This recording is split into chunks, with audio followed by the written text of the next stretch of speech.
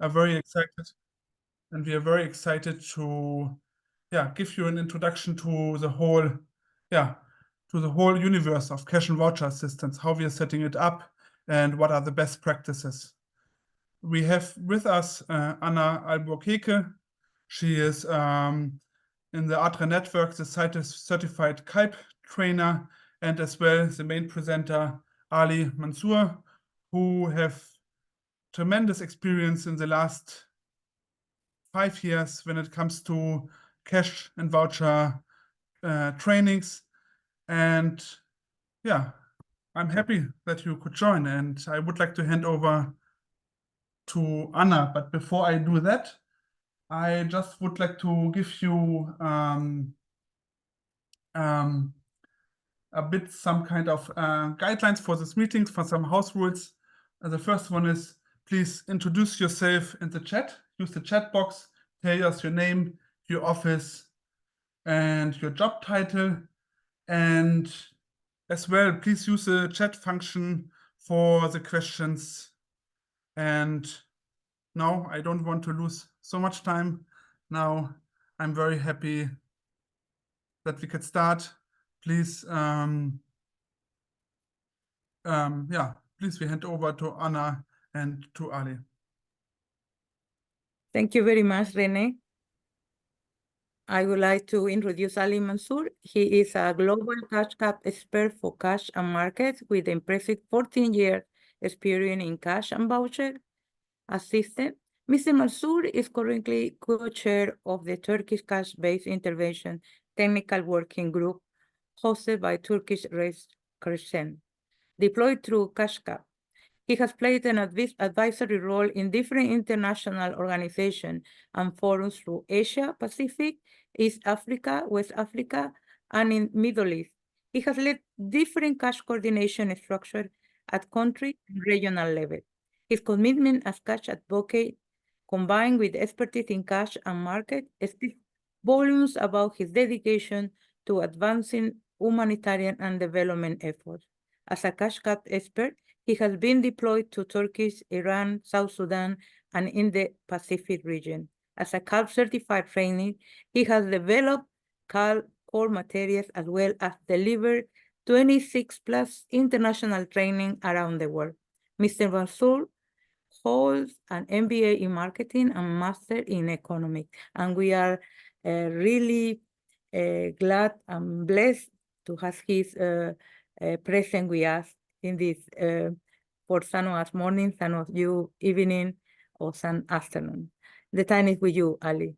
Thank you very much. Thank you so much. I will start with, again, a bit of, we have translations in different languages. We have interpreters available, and this training is produced by Cash Technical Learning Lab. Any questions, we have Q&A session there, and you can write it there or in the chat.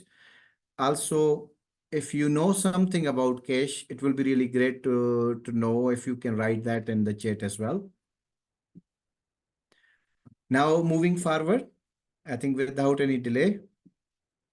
What is CashCap? Where I belong? CashCap is Norwegian capacity of NRC, a specialized project which only offers interagency support through its standby partners. Like, initially it was UN agencies and working groups. Now we are also working with the national governments and national societies as well to ensure, the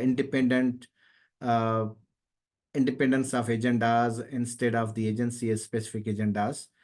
And we support technical coordination and also capacity building and strategic support to the coordination systems as well as to the sectors. Now, moving forward to objectives. So here are our objectives in front of you. So the basic idea or aim we had, when we discussed with René and Anna as well, and then it was to give you a foundational understanding on cash and voucher assistance, that what it is, highlight its growing importance in the aid sector, explain, its approaches, understand why markets are important, and provide case examples on CVA, as well as lesson learned and resources for the ADRA. So what is cash and voucher assistance? It is like a new thing, or it has been here since long, or it has been, something which is only humanitarians can do, or it can be done by everyone. What is it? Let's learn about that. Let's make it simple. Now, think about yourself as employee of ADRA. At the end, the HR is asking you that, we have already developed your package. So this is your basket, which have all the, mobile top-up, medicines, clothes, fuel, some vegetables, some chicken. So this is all with you. Will you accept it? Most of us are, even if it is me, I'm not going to accept it because I have different type of needs, and I'm not going to only rely on what are the needs which are specified by the HR for me.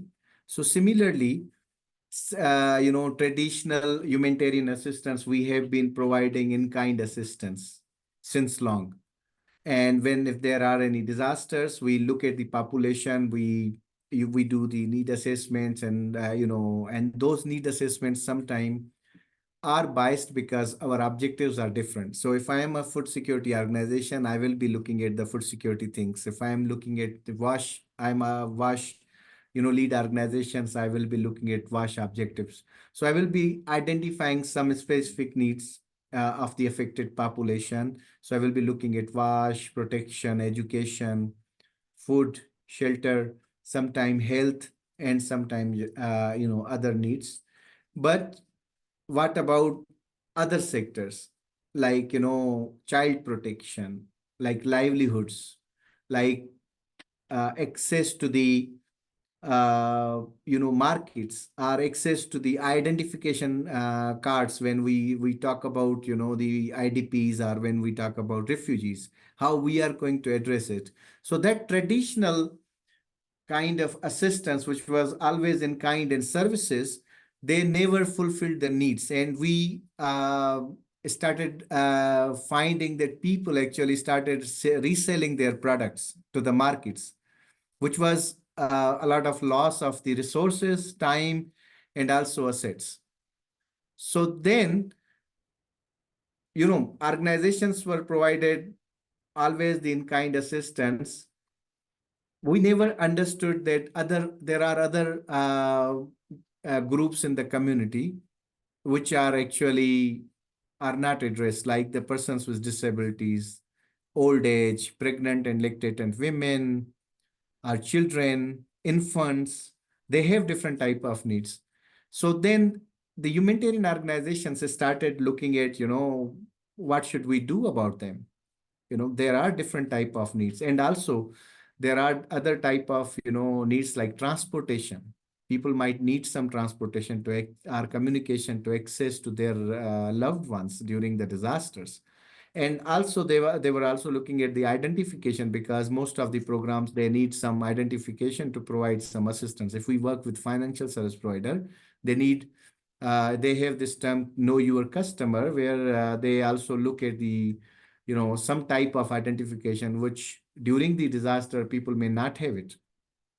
So the organizations came up with this idea of cash transfers, and it has been, pre-2004. But when the Indian tsunami happened, there were not small number of, people who needed the support. There were huge population which needed the support. So the organization started looking at, some other approaches. So they started cash transfer.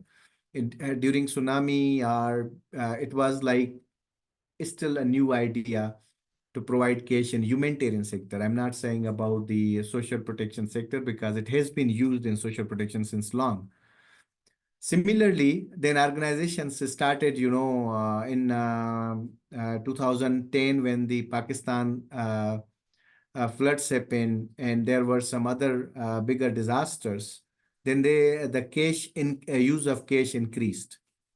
and the use of cash actually, was considered as a default modality in 2016 in the World Humanitarian Summit, when Ban Ki-moon actually addressed the summit and said that, we have to consider cash and voucher assistance as one of the default modalities. Just one clarification, when I always say cash, it is cash and voucher assistance both. So in order to allow to the affected population to choose by themselves, because, cash transfer, it provides dignity, it provides choice, it provides, flexibility when you have to use it. And it's not always cash in hand. It can be different forms of the, mechanisms. But let's watch this video and we will have more understanding what a cash transfer is, or cash and voucher assistance is, or, some organizations say cash-based intervention is. So these are the same, same thing, but with different organization, their own terms.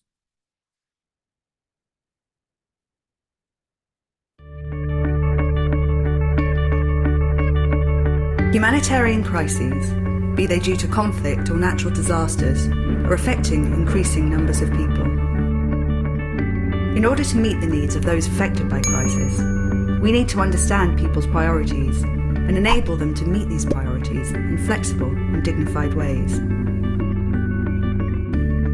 Without a thorough situation and response analysis, humanitarian assistance can also have unintended negative impacts on markets and businesses, ultimately affecting a community's ability to recover.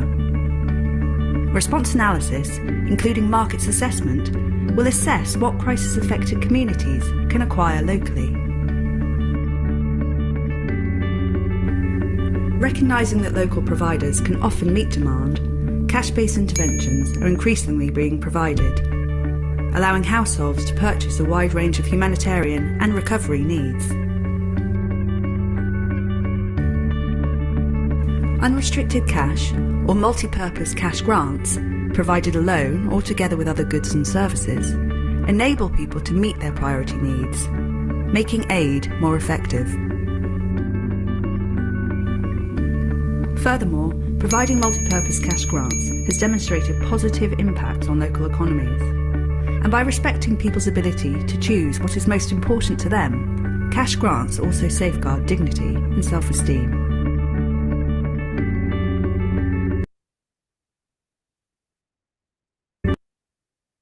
But knowing if multi-purpose cash grants, or any cash-based intervention for that matter, is the right response requires governments, donors, aid agencies and communities to work better together.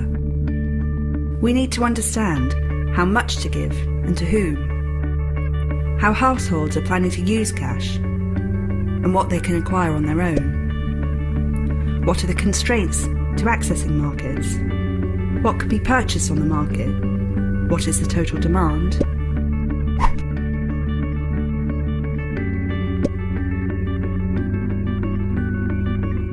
And how to help markets respond to that demand.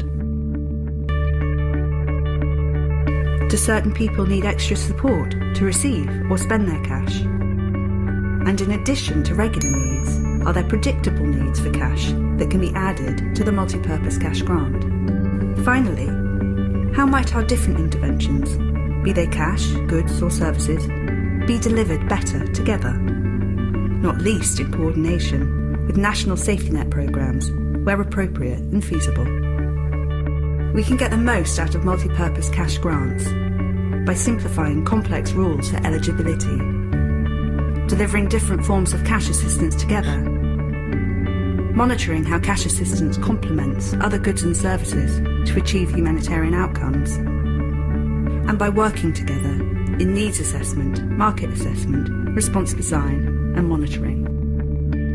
Multi-purpose cash grants, a cost-effective and dignified way to help people affected by crisis meet their own survival and recovery-related priorities, which are naturally multi-sectoral.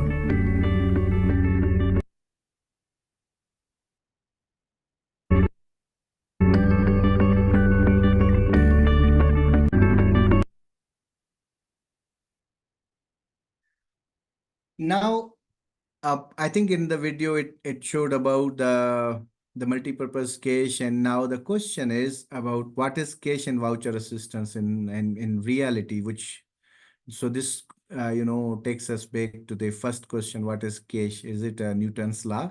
No, it is not. It is a tool, a form of humanitarian response which can be used to meet basic needs or any specific needs, are to protect, establish, or re-establish livelihoods. And when we say livelihoods, how? Because cash is actually always related to the markets. If we look at the in-kind assistance, they, in the bigger disasters, when we have to provide the in-kind assistance, sometimes we bypass the local market systems, and then we import a lot of goods and services outside of the affected area. But if the markets are working, why not we should start using those markets so that these markets can recover. Now, cash and voucher assistance is a kind of assistance. It's not different from in-kind assistance. It's just like we use instead of in-kind assistance, we are using the cash and voucher assistance. It allows people to meet the basic needs with dignity, freedom, and people know how to, best identify their needs. And ADRA is committed to increase cash in emergencies. ADRA has been doing this in many countries. If I give you example, not only ADRA does it directly, but ADRA has also worked with the Fiji government and Pacific to deliver it through the social protection systems, or along with the social protection systems as well, along with do no harm strategy that also support, market rehabilitation, as I mentioned before. Now, why cash? I gave you some examples that, flexibility and choice. I want to spend now, or I want to spend later on. I want to buy this product, or I want to buy these goods and services. It's up to me. And every household will have specific needs, and they can buy with their own choice. It provides empowerment. And how empowerment? Because, I have power to purchase. And it has market multiplier effects. So we start rotating cash, injecting cash in the market. It reduces negative coping strategies. So in case of selling their assets, they start, utilizing that cash to buy these goods and services. It has value for money because it's most effective in shown in the study. It reduces the logistic cost. It reduces the transportation cost. And I'm not saying that it doesn't come with the cost, because if I give you example of one of the responses in Vanuatu, actually administration cost when in cash transfer, it went to 50% for using one of the digital currencies. Now it depends on on your response analysis. So you have, I'm not saying that cash is always the case, but where it is appropriate and feasible, cash will be always cheaper than the other kind of assistance. And CVA, it has a lot of range of well-being items, outcomes. Not only we are fulfilling the basic needs, we are actually protecting households from negative coping mechanisms. We are actually supporting, enhancing their purchasing power. It is a multi-sectoral tool, so it can be used with all sectors. For example, it can be used for protection. It can be used for shelter. It can be used for multiple things. CVA has been used in food security a lot. There are some different type of risks associated to CVA, which we always have to be careful that we are not harming the local markets by injecting a lot of cash and other things. And it is a connector because it connects from response to recovery. So we always say that I am doing, cash project, and we always say that I'm doing we have a cash project, voucher project. There is no such thing a cash project, or there's no such thing a voucher project. The projects are as per the objectives, and our objectives are above the modality. Either it is in kind or service or it's cash. That's a form of modality which we provide in humanitarian assistance. Our projects can be as per our objectives like food security or WASH or multi-sectoral or multi-purpose, all those. And these are just modalities, as I said. There are, other means to, they are means to achieve program objectives, not an objective itself.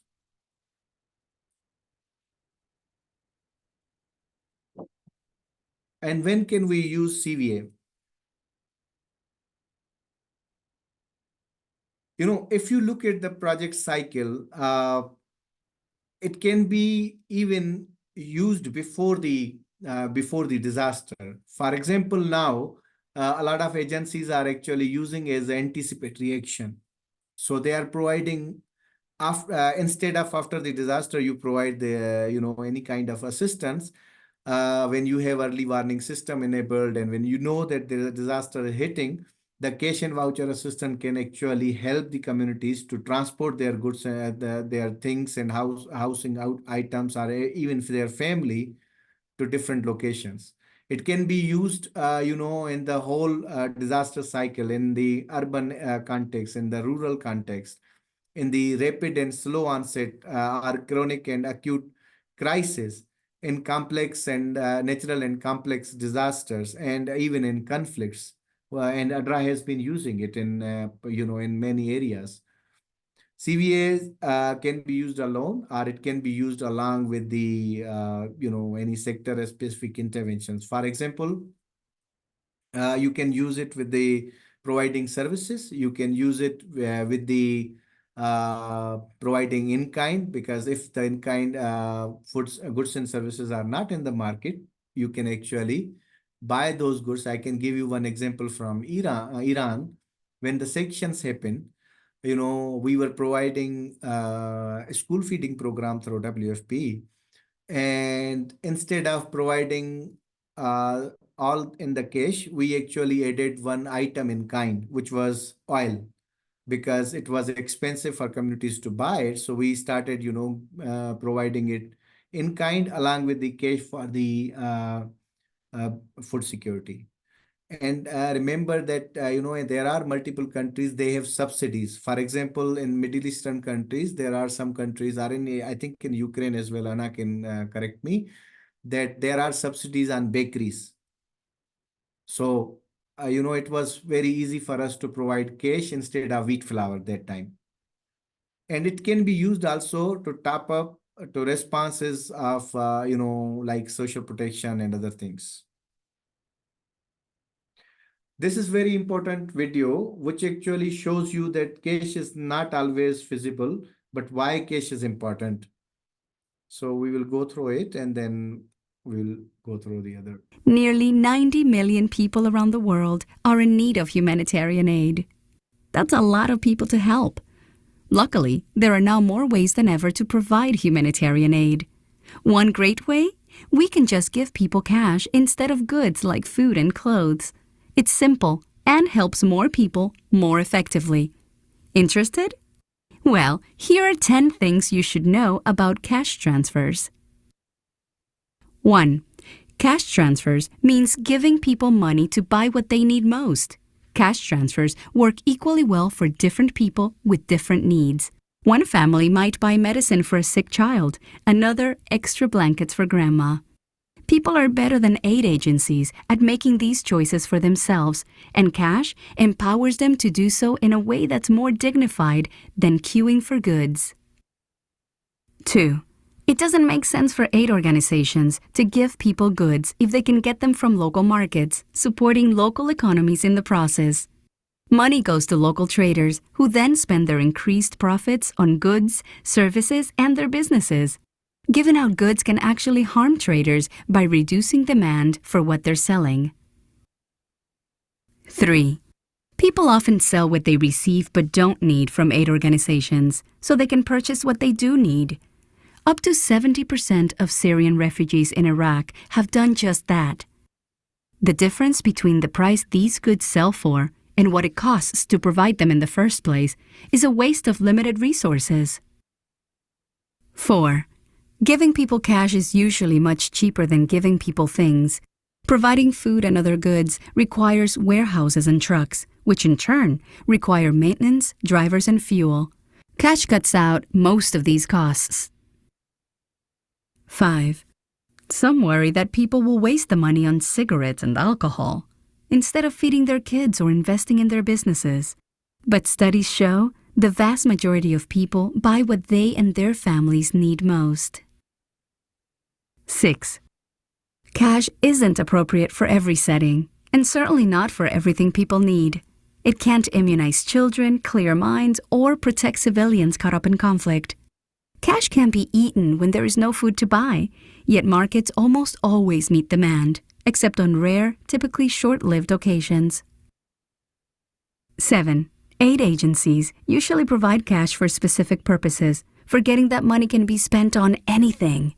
For example, in Lebanon in 2014, 30 aid agencies provided cash transfers and vouchers for 14 different aims, including legal assistance and food. But people don't categorize their needs into sectors and clusters like the aid sector does. So why not pool resources to give more cash which people can then use to meet all their basic needs? 8. Aid agencies can use many methods, debit cards, mobile phones, and even existing social welfare programs, to give people cash. By working with the private sector and payments industry, aid agencies can benefit from their knowledge of how to get money to people securely. 9. The cost and time savings from cash would free up aid workers to focus on difficult but crucial aims such as targeting, protection, and ensuring they're accountable to affected populations. 10. Extensive research proves that cash is often more efficient, effective, and better for people than in-kind aid at meeting basic needs. But despite all the evidence, less than 6% of humanitarian assistance is given as cash. Cash gives people dignity and choice, even in the most difficult circumstances. Put yourself in their shoes. What kind of help would you want? Visit www.od.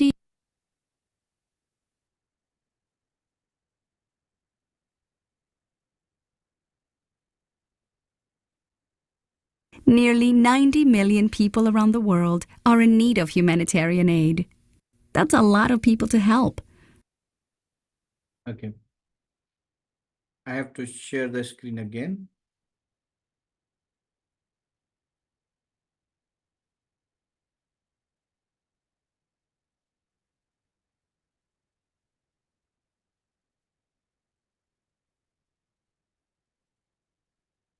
Now coming towards the, there was one option that, cash cannot be eaten alone if there is no food in the market. This is very important thing that there are 4 preconditions which we have to always address. And any of the preconditions, if not met, we should reconsider or we should consider other type of options until we identify what are the reasons for those conditions are not meeting. We have divided these 4 preconditions into two sections. One is feasibility and second is appropriateness. The feasibility, that functioning markets regularly supplying and meeting the demands. Items needed to meet needs are locally available. Markets are accessible, physical, safety, and resources. I will include one more thing that, we have a kind of cash cash is used there in that market. There are financial service providers available. Operational conditions, cash can be delivered safely. It can be delivered effectively. It is, we have functional and reliable payment systems. Programmatic expertise and operational capacity are within the organization. So, for example, we do not have, any programmatic expertise and operational capacity within the organization, we should reconsider and we should at least include. Now, when I say organization, I doesn't mean, so I don't mean like the country. I means within the organization. So if in case of ADRA, if we don't have within the country, we have a lot of resources available In other countries, we have global resources available. Global technical people are there who can support all types of answering all types of questions. And then there is appropriateness, which is if there are needs, cash is already used by population. People cannot access food or income for basic needs, and there are protection related risk will not be amplified, and cash is preferred by the communities. Community and political acceptance, that community awareness and acceptance of cash, and political awareness of acceptance of cash. For example, in many countries, like in Bangladesh, the government said that we cannot allow the direct cash in the communities. We can only allow voucher program. So sometimes government acceptance doesn't mean that they are not allowing the whole cash and voucher concept, but they have some specific concerns on a specific modality or maybe on some mechanisms.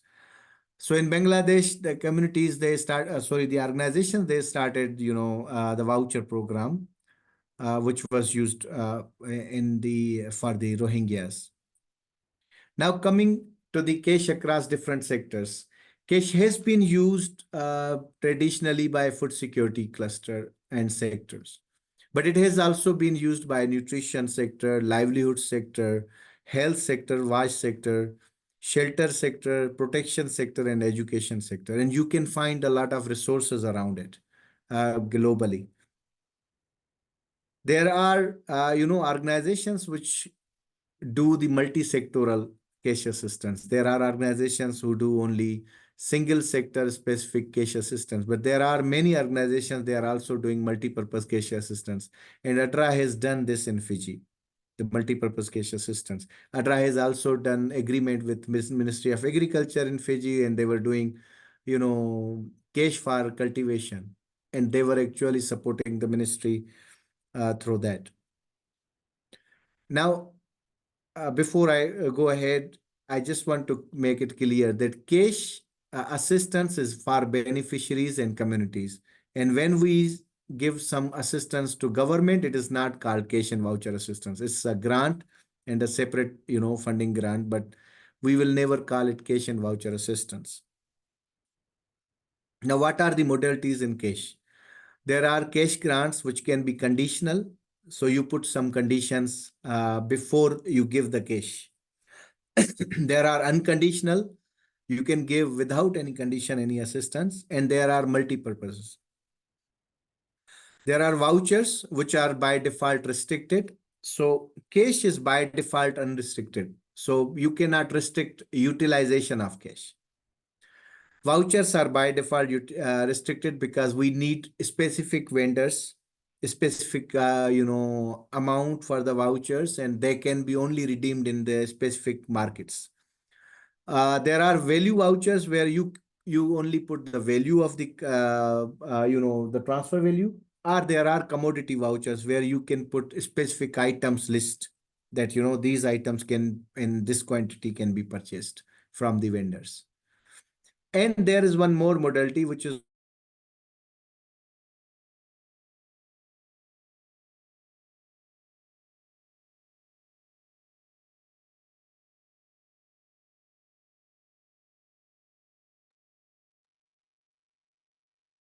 Ali, we lose you? I think we lose. Yes. I think we lose Susan. All right. I think we lost him. Okay. Anna, should we continue?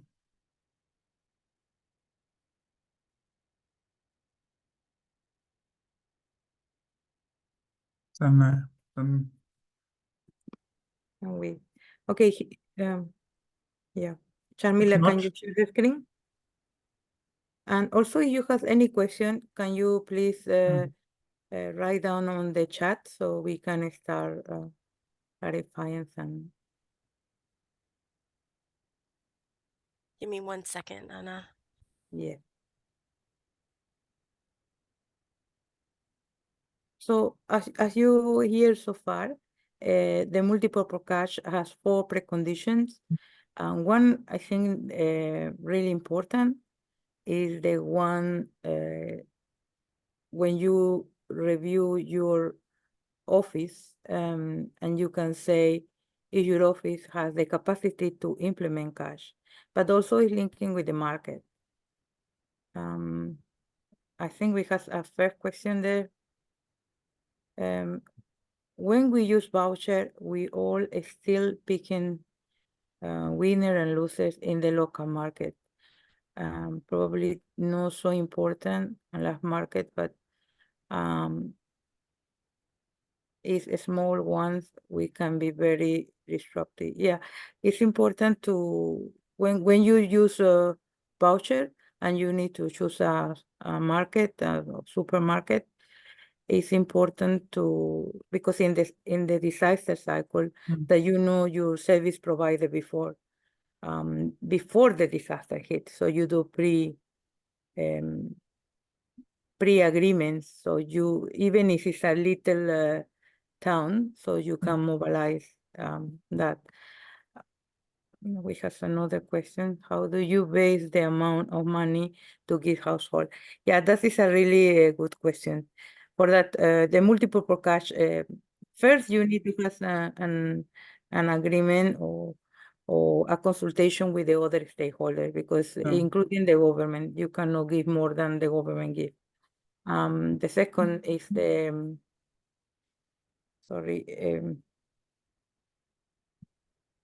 I have Ali here, say the connection. The connection is not good. He lost the connection. Maybe. Yeah, we can continue with the presentation. Shamila, can you put in I'm here. presentation? I just rejoined. I got, some connection failure. Sorry. Yeah. Thank you, Ali. We were answering 2 questions. One question regarding how you choose the market when you do voucher. And I was talking that the pre-agreement before that. And the second question was about the amount. And I think that is where you're going now, about the amount, how you fix the amount. And I was talking to them that need to be an agreement with the government and stakeholder. But then I would like to stop there so you can continue. Thank you.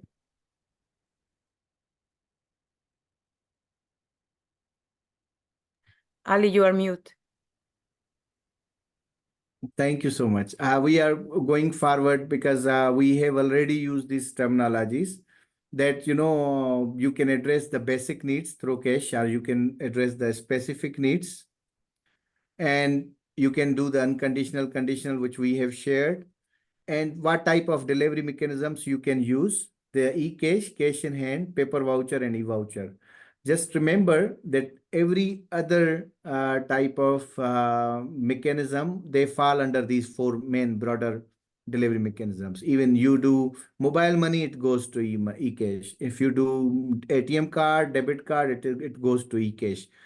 If you use the bank to give cash in hand to the beneficiaries, it will go to the cash in hand. If you use your implementing partner to provide cash through finance team, it will still go like that. So these are 4 broader terms in the delivery mechanisms. Now coming towards the CVA terminology and key aspects. As mentioned, that it can be CBI, it can be CBT, it can be cash-based programming, it can be multi-purpose cash. Sometimes say multi-purpose cash assistance. So every organization, they have different type of, synonyms.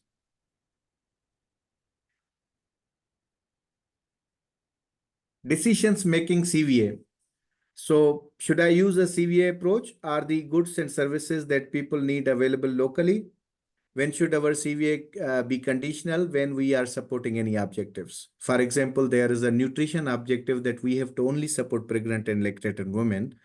Now here, we will try to put a condition, or restriction that they should be supported. Or we have a condition that, we are supporting some small, medium enterprises or small traders, which are affected by the disaster. So we provide them with the condition that, they fill the, they submit the proposal and they can contribute a bit, and then we will give them 50% on condition that they will fill the, they restart their business and we will give them 50% later on. Like these type of conditions can happen. Or if in education, if parents can enroll their children in the school, they will get the cash assistance to reduce the negative coping mechanisms. And now there are many questions about value, about, who are the transfer recipients, how they are targeted, and many other questions we have to consider when we decide. Now moving towards markets, because we are already, behind the time a bit. But markets towards, what are the markets? If you see their pictures, these do not look like traditional market spaces or marketplaces. One first picture is from the Pakistan earthquake, where all the markets were damaged, but the market actors were engaged and involved. They were still working. Similarly, there are some far areas where there are no physical markets available, but there are some porters, or there are some means of providing the support. And in Fiji, for example, or in many countries, you have seen on roadside the farmers directly sell their products as well. So market doesn't mean a place, but let's look at it. Can you in the message tell us that what you see in the market? Who are the actors and factors in this market? Anyone can, you can write anything.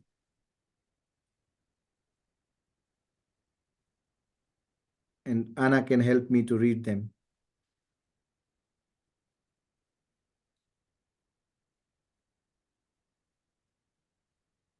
Do we have any responses, Anna? No, Ali, but maybe I could start saying that there are the vendors and the buyers there. There are porters. There are maybe there is a government and security department, like they are to ensure that security is there. There is a marketplace available, and services are available from different mobile companies. You can say they have provided some advertisement, but also some provided some mobile money accounts. You can say DigiSale and other companies. And there are multiple other local farmers who are selling it here. So there can be different actors and factors. Now moving forward with this, there are different type of market terms. And those market terms we need to understand before we, go for any cash transfer. And why we always focus on market? Because cash is directly related to markets. And if we have to do no harm to the markets, we have to understand what is their system in the market, or what are the systems. So here are some terms which I will share with you. What is market? The market is system of exchange between two actors. What is marketplace? It's a location. So when we say market and cash, we don't say a location only. We say the whole market system. And what is market system? It refers to all players, actors, and their relationships with each other within their support and business services, as well as enabling environment, are rules, norms, taxes, inflation, everything which falls under the system, we refer to that. Market chain is from the, the whole chain from producer to the consumer, to look at demand and supply. And market players are all actors who are active in the market system. What is market service? It is the service which helps market to function. Like you see here, the marketplace was a service. Our banking system could be a service. Looking at markets to analyze the needs is called market analysis. Now let's learn more about those actors and factors, what they are. These actors can be producers. These actors are suppliers, processors who process the food, traders, buyers, consumers, and factors can be infrastructure, input providers. Input provider, like, for example, in wheat, the seed provider is input provider. Services, different type of services, like government agriculture extension services, banking service, loan service, and porter services, loading, unloading, transportation service, road services. All those are included in the services. Inflation is one of the factors which affect the markets. Then can these be factors as well, like country loans, fuel prices, crop season, conflict in other countries? Like we have real life case from Ukraine. The food prices went high because of the conflict in the Ukraine, political tensions in some countries, foreign reserves, import bans, competition, supply, demand, disasters, humanitarian responses to the disasters. These can also be the factors. Why does this matter? See, there is no market neutral intervention, irrespective of CVA being used or not. Humanitarian organizations need to understand how local markets are functioning to avoid harm to local markets when delivering their responses. I will stop here if there is any question or comment, Anna. No, Ali, actually the question of the amount of delivery or to put the cash is you will answer in your next presentation. Yes. Thank you. So how we actually select the amount and how the organizations, they, consider any transfer value, how the group of organizations sometimes consider the transfer value. So the basic idea is, we have different type of approaches, and one of them is minimum expenditure basket. Sometimes the organization only consider the transfer value, which is informed by the government. Sometimes they have their own budget systems and they can do. But what is the ideal when we have minimum expenditure basket? What is minimum expenditure basket? An MEB is an operational tool to identify and quantify in particular context and for a specific moment in time. For example, for 1 month, for a household family of 5, the average cost of that regular and seasonal basis essential needs of a household that can be covered through local markets. So this is MEB. And in case of Türkiye, they selected 4,044 Turkish lira. That is per household of 6 people. This is one example from ESS in May 2022. Now, this is not our transfer value. This is what households are expending in 1 month, this much amount, right? These are the needs. So we quantify the needs and then we go further with the formula. Now, why we calculate the MEB? It's a holistic reflection of needs. It informs market analysis, market monitoring, that, we need to monitor these critical commodities or services, support profiling and targeting, support the calculation of cash grant amount, even it is in sectoral or multi-sectoral. And minimum expenditure basket is not a food basket, so it includes food, non-food, transportation, communication, education, whatever the needs which we have identified before.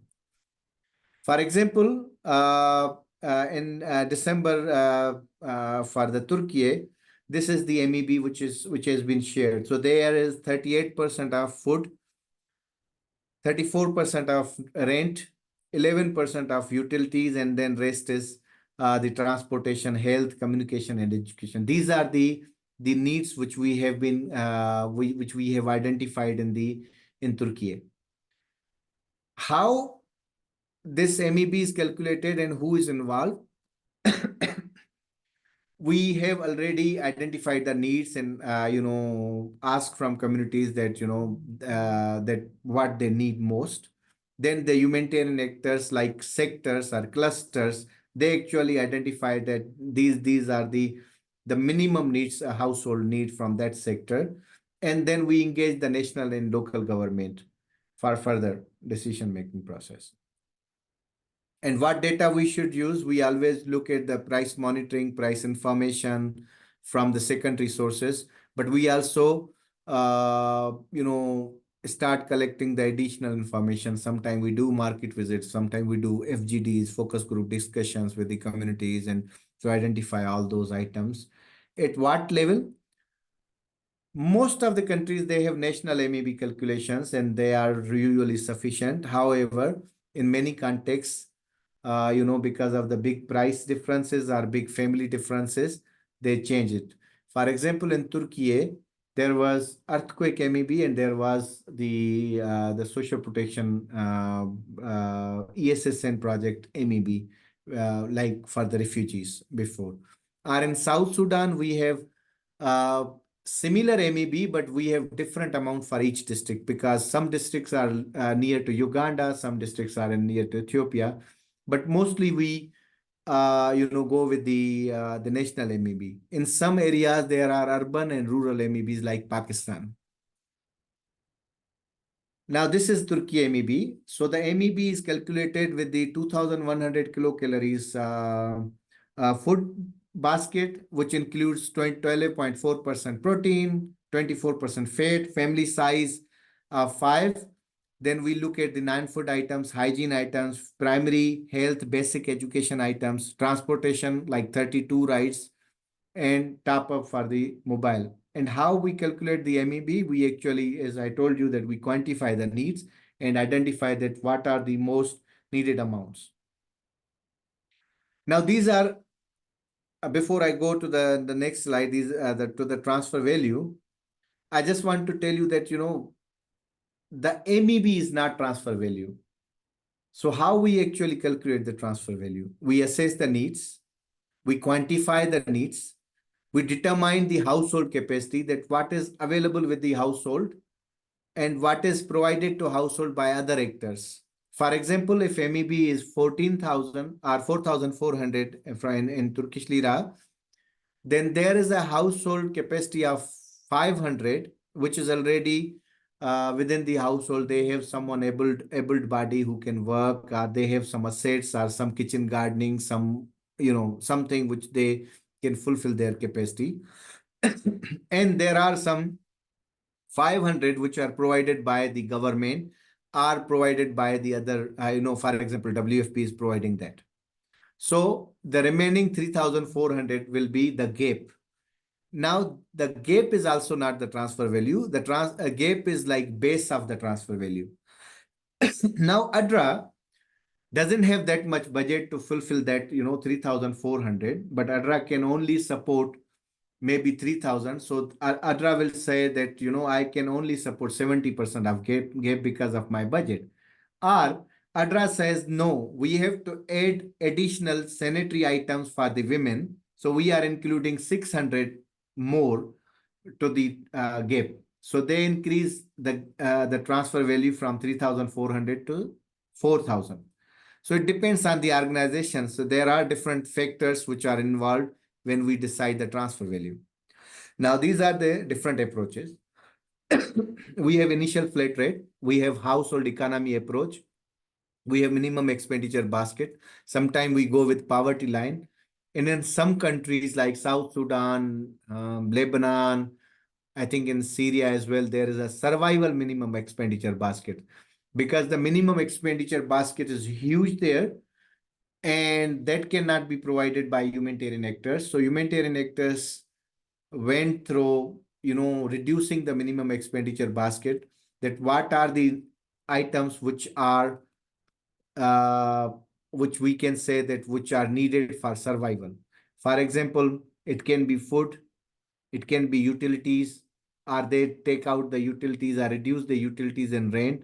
They only add transportation, communication, health and education and food, and some non-food items. But the decision is always, either by organization or by the group of organization like Cash Working Group.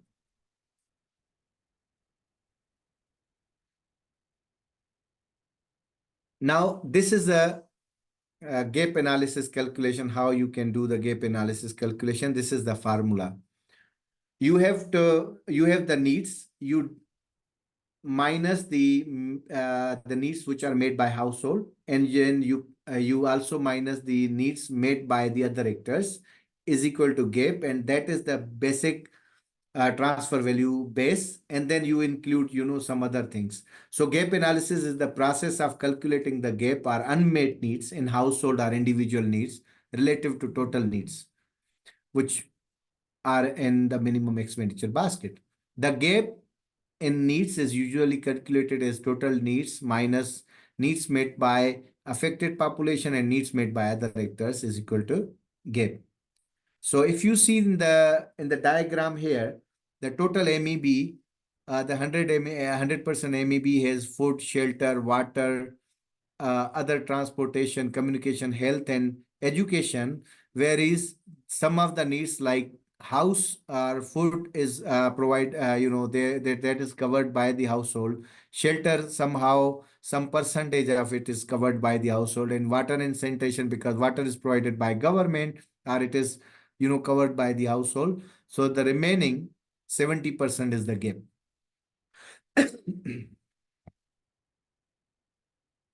Now, decisions on transfer value.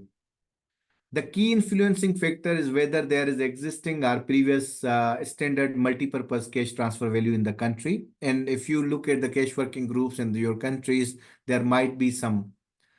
An MEB, as I told you, that it's most useful when used as an amount or threshold for humanitarians to refer when negotiating the final transfer value. And sometimes our donors also ask, what is the MPC amount? What is the MEB amount there? And what is the gap? And this is always the question from different donors. Now, here are some examples on transfer value in Greece. A transfer value is equal to full cost of MEB. So there's no gap. So the transfer value in country is like this full cost of MEB.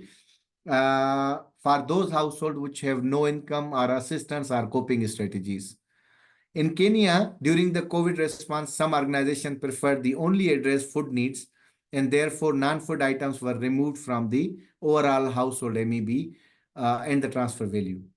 In South Sudan, NRC wanted to provide assistance to the COVID patients. So they were regularly doing multi-purpose cash assistance, but then they added $100 for the COVID patients so that they can fulfill their other needs, because the people, the whole household is in lockdown and they are not able to go anywhere. So they included $100 more into the transfer value. So transfer value decision is on the organization mostly. They can be negotiated with the donors and they can be justified with the donors. But if we have a harmonized transfer value, that is ideal in any country with the other actors. Now, these are some of the factors when we calculate the transfer value. Gap related elements like unmet needs, prices of services and goods, cost of transaction and transportation, household capacities, assistance distributed.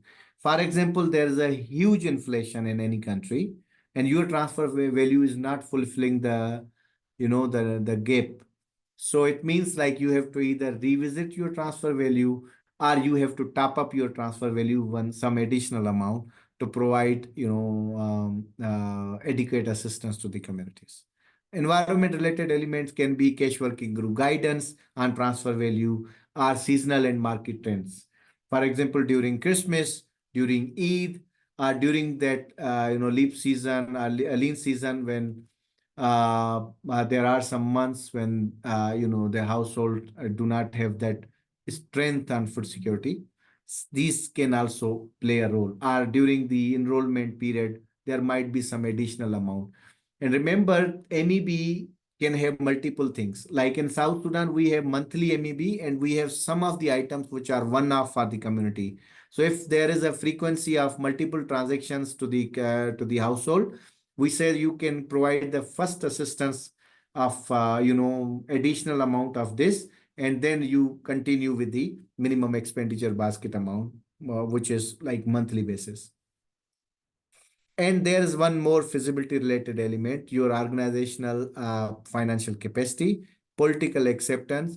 Tomorrow government is saying your transfer value is above the transfer value which was provided by the government. So we do not agree on this and you have to reduce it, or you can come up with some other solutions. In Türkiye, the organizations, they divided the transfer value into 2 transactions in per month. So they were giving 15 months transactions in order to provide the monthly, fulfill the monthly gap, not in once and not in one way. And there are some labor laws. For example, if the labor law is, maybe $150, it says that minimum wage rate is this, and you are doing cash for work activities and you are reducing it, and you might face some conflict because cash for work is not traditional labor, but still you might face some political challenges, and labor laws say that whatever they work, you have to give like this much. So sometime our, the country related issues can also affect the transfer value. Payment frequency, sometimes some organizations, they provide, one-off. It's always during the first responses, or the organization, they prefer the one-off. But in protected crisis, or in, some crisis where the emergency is continuous, they continuously provide the same type of, multi-purpose cash with increasing transfer value throughout the time. And it depends on your project objectives, your the protection risk to the communities as well, and then operational drivers. And operational drivers can be the inflation and many others. Considering a CVA project, things you have to keep in mind. You have to involve different functions in your office. Logistic, because they know the markets, they understand the market. Finance, they know the financial service providers. IT, if you are using any digital, transfers, or you have to understand, the risk related to IT, risk related to logistic, risk related to finance. You have to start working with all units. This is not only job of program unit. Broker partnerships and preparedness phases. Government acceptance is essential. Comprehensive sensitization on the use of care to all stakeholders. CVA works best with complementary programming. For example, if you have a cash for work, that is only for the people who can work. But what about those people who cannot work? So CVA can be, you can have a compensation grant or complementary grant, or you can also have other type of services related to your objectives. And country offices must strengthen their cash programming capacities. These are some of the guidance, like NAMP guidance on cash, Mercy Corps, and ICRC tools, which are here. Workplace for news studies, reports, and guidances. Cash transfer, TLL NET, and 27 Kenya e-learning CVA. There's one more, which is called, which was shared, CALP Kaya Learning Hub or Kaya Connect. You can find a lot of, trainings there, materials. Even you want to download all PPTs, you can download all slides, and you can develop your own trainings as well. And there is a program quality toolbox in CALP website. You can also access that. I will hand over here to Anna for questions. Thank you. Thank you very much, Ali. I'm honest with you. We are just behind the we are over the time now. We have some few questions on the chat that already you answered. What we will do is to collect all the questions and put some answers on HandHub so we all can learn from this process.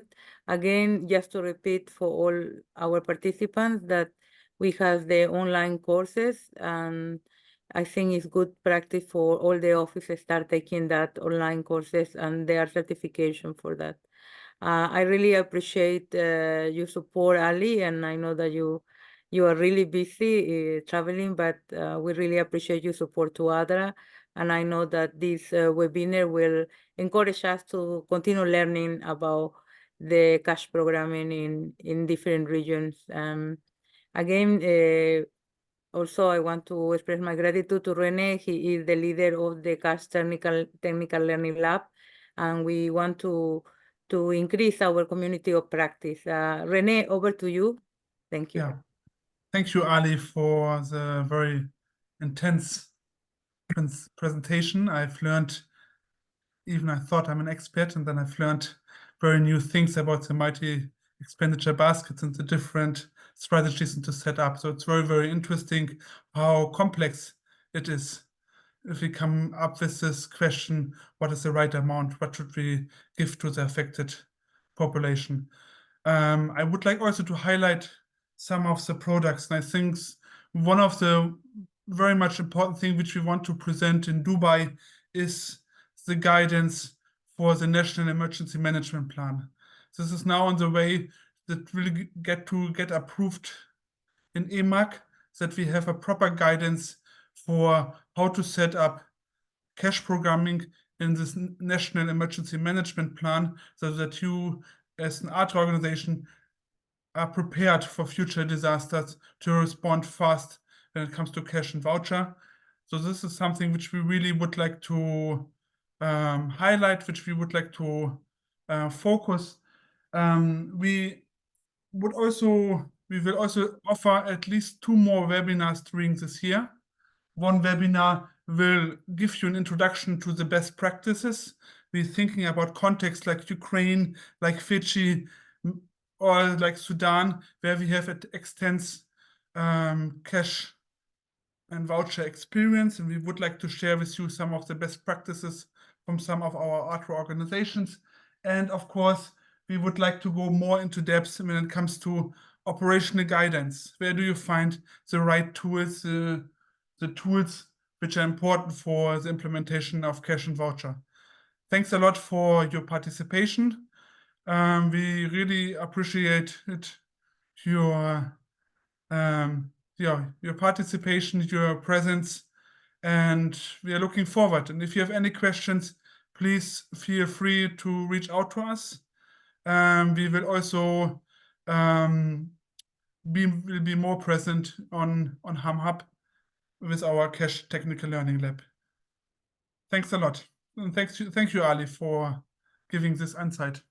Thank you, René, and thank you, Anna and Sharmila, as well as the interpreters who actually translated. So thank you, everyone. Then for people in Asia, I wish you a good night. For the people in the USA and Middle and South America, have a good morning and all the best. Thank you, everyone. Take Thank you. care. Thank you.